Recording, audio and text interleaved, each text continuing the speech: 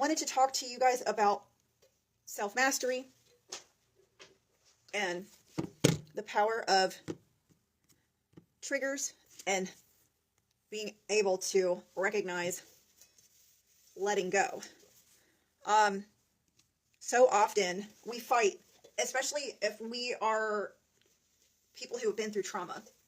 We fight tooth and nail on things that are very unhealthy for us, and we know that they are because they are our coping.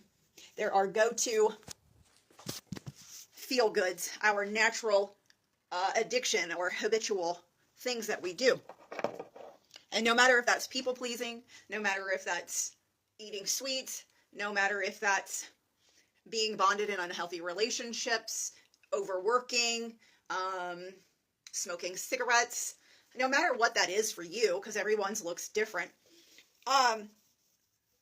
They say that the thing that we're having the hardest time letting go of is what's going to set us free. Well, I don't know who they is. I say that. So I guess I'm they. For the longest time, I was holding on to this unhealthy addiction attachment to filling a void, trying to force connections with people to not feel alone.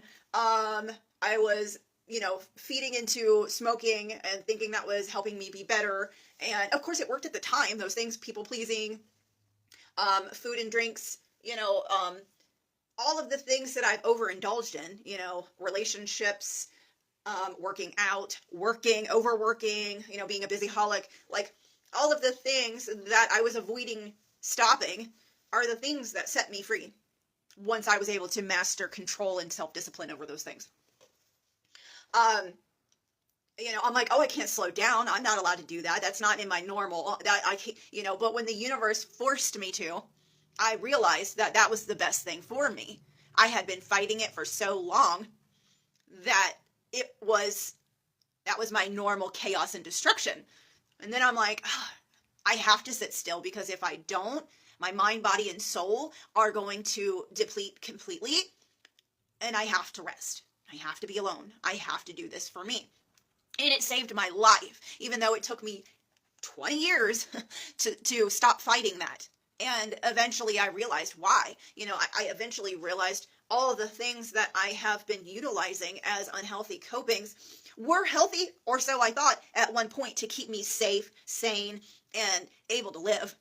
But eventually we outgrow those things. Those things become more of a habitual subconscious addiction, and they're no longer working for us.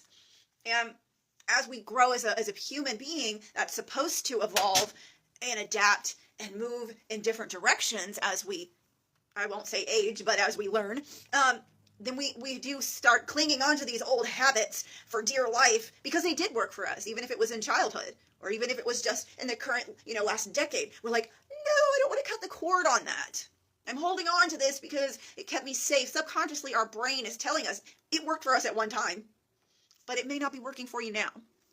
And it's such a hard balance to go, okay, I can let this go. It is destructive to me. It is not helping me. We have to talk ourselves through these things to be able to go, hey, thank you for working for what it was. Now I see that I have other options. I can do things a little differently now. And that's okay, because I am a different person than I was. It's just all growth. It's all everything. And I just wanted to say, it's okay. It's okay. It's scary. Change is scary.